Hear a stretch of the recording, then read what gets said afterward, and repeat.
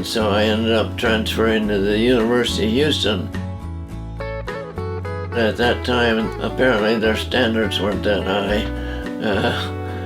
and I changed my major to industrial engineering. One of the first things I still had to do was take application to the calculus. Couldn't get away from that, so I talked to several of the people in my dormitory, and they said, "Oh, well, you gotta take the course from Mrs. So-and-so, she's the best."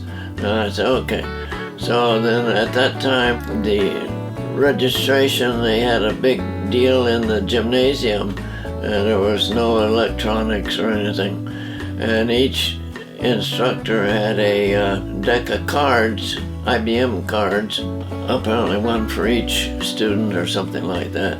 And anyway, I finally tracked down this lady and asked if I could, sign up for a class. And she said, "Oh, gee, I'm sorry, but the class is full." So I gave her my sad story, and she said, "Well, why don't you come to class and you can sit in the back of the room, and usually 2 or 3 students will drop in the first week or so," which I did, and sure enough, several dropped, and so she then enrolled me in the class. She taught the material, and she covered what was in the book, and I could follow it and understand it. Finally, at the end of the semester, I was very, very anxious, and so I went to see her to her office, where they post the grades. She hadn't posted them yet, so I asked her, "Well, can you tell me how I did?" She said, "Well, Mr. Davis, I thought you had a high B, but considering your attitude and interest and so forth, I gave you an A." So I went from F or whatever it was to an A, and after that, I did pretty well. We had a very active Newman Club after St. John Newman, and I think he was the one that Henry VIII killed. I'm not sure. But anyway, yes, it's a well-known campus organization for Catholic students. We had activities, various things, and that's where I met Marietta.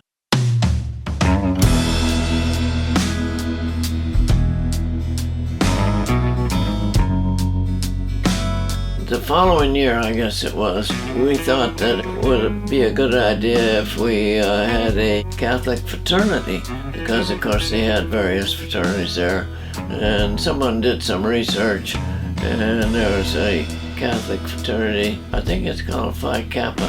At that time, the University of Houston was not certified or something, and they couldn't get official fraternities, chapters. So we called our group Phi Kappa Alpha, and we started our own little Catholic fraternity, and I was the first vice president, which was really great because it meant I didn't have to do anything.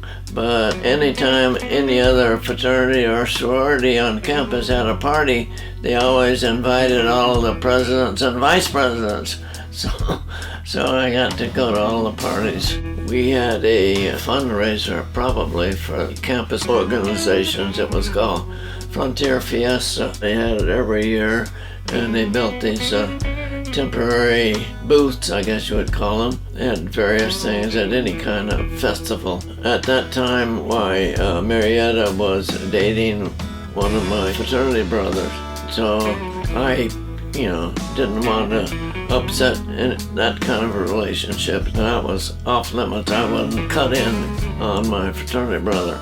We were working on our booth, and Marietta was helping, of course. I was up on top of something or other, nailing or installing something, and I guess I got bold or something, because she seemed to be such a nice young lady. And I said, we really should get together and have a cup of coffee or a beer or something.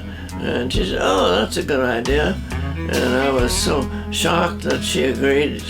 She keeps joking that I practically fell off the ladder.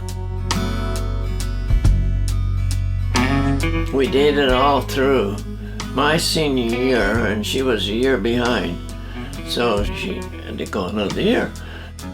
I did not propose.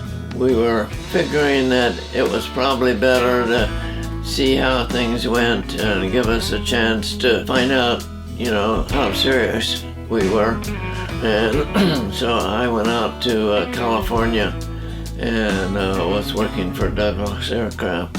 We corresponded by letter pretty frequently, and I joined one of the groups, young groups at church there, and we had a lot of activities, and I dated a couple of different girls, and I got letters from Marietta about she had a number of suitors that were anxious to pop the question, let me tell you. And she had some tough decisions to make. I think one of them actually proposed to her, I'm not sure. But she had a lot of friends in Houston, not so much from the fraternity or a school, but of course she was raised there, and she had some lifelong friends that felt that they were made for each other, Unfortunately, she hadn't quite reached that conclusion. So I was out there for a year. I have an aunt that lived in Los Angeles. She lived at 7511 South Figueroa. She said, well, why don't you ask your girlfriend to come out and she can stay with me? So that's a good idea. I didn't think that she would be willing at that time. That was a bizarre thing to do, So Marietta came out on the train. I picked her up, of course, and took her to my aunt's place. But her brother was very upset that she was going to go out and stay in California with somebody that he had never met. He was in the Army at the time, I think. And then, of course, we did all sorts of tourist kind of things. We went up to Lake Arrowhead, as a matter of fact. We were at the picnicking or something at the lake there, and that's where I proposed to her.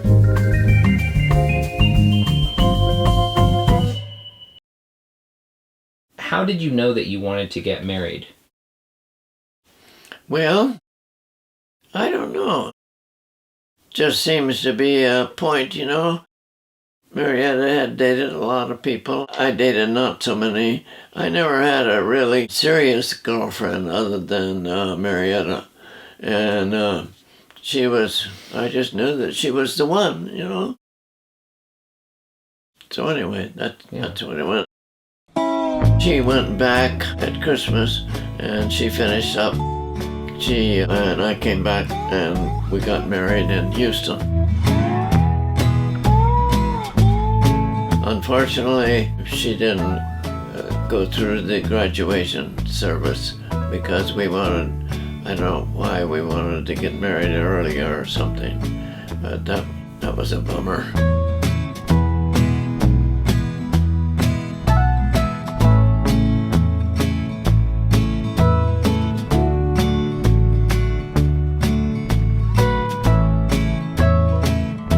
I would say that the biggest adventure that we had was we went up Highway 395.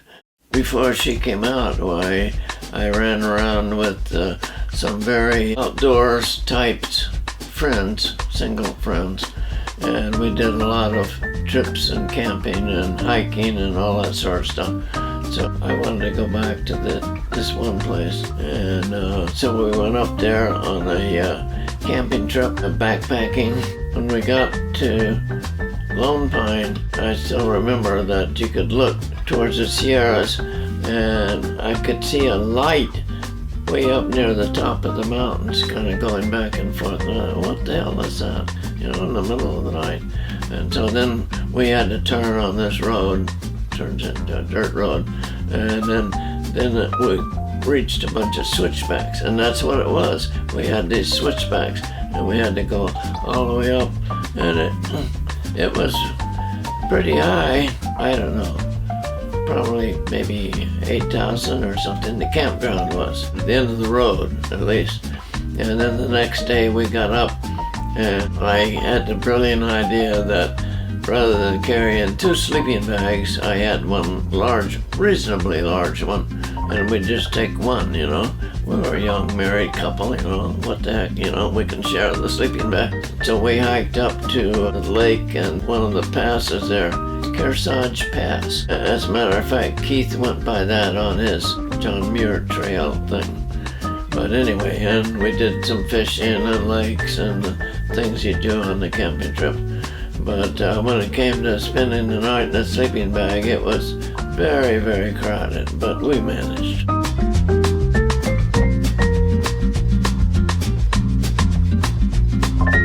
You lived, when you were in Los Angeles before you and Grandma got married. Before we got married, 4 of us single guys from Douglas rented a house with a pool. We had a lot of nice parties, as you can imagine. But we had a system worked out where we rotated every week.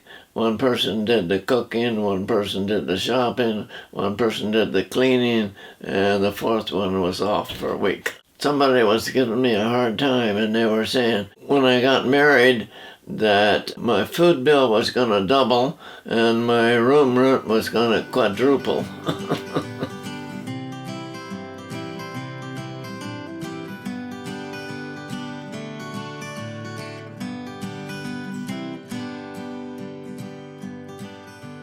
We were living in Fair Oaks. Fair Oaks or Orangevale, I'm not sure which, when your mother was born. I have to say that I don't recall your mother ever being little. She is so smart. She was a 10-year-old going on 16, you know, that sort of thing, you know. I remember her playing the piano. There was a couple incidents with food, but I can't remember what they were now. We must have been living in Orangevale, come to think of it, because she was number 2. And when we first moved there, we rented a small house for 6 months or something, and everybody at work said, "Oh, you need to buy a house, you need to buy a house."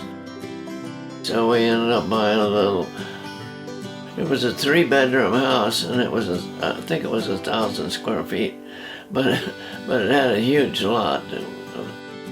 We had I don't know whether it was a half acre or not, but maybe not, but it was a very, very big lot, right on the corner in Orangevale. And we lived there for several years, and we upgraded to another place on Macmillan, and then we moved from there to Pennsylvania Avenue. When you have a family of 10,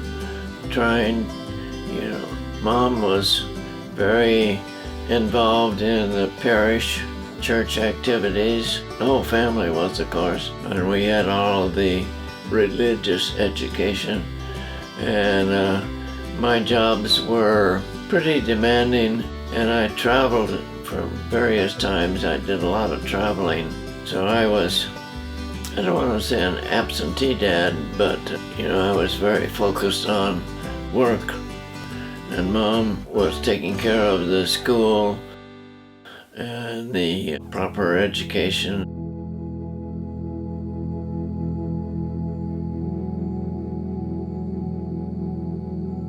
There's several aspects. One, of course, is a feeling of, I guess I'd have to say, purpose, maybe.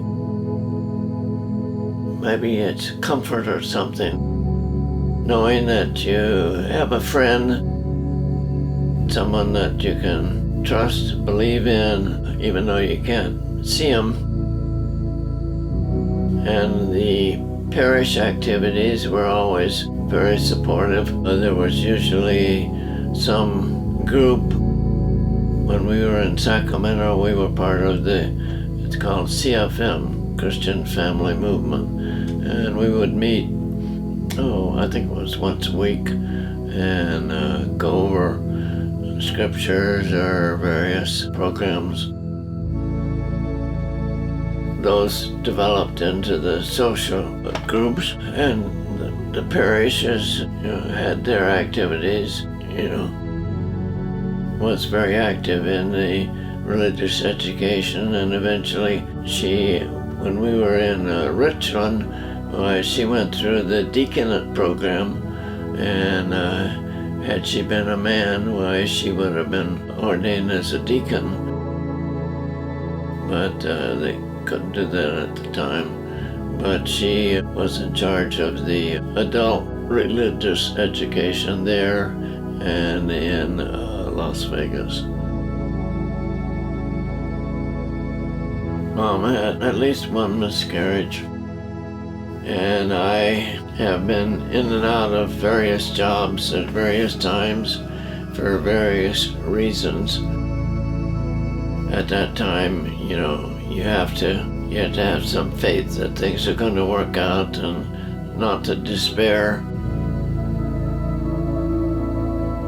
There's a certain comfort to know that if all else fails, at least you belong to some community and you have something to grab a hold of, from a spiritual feeling.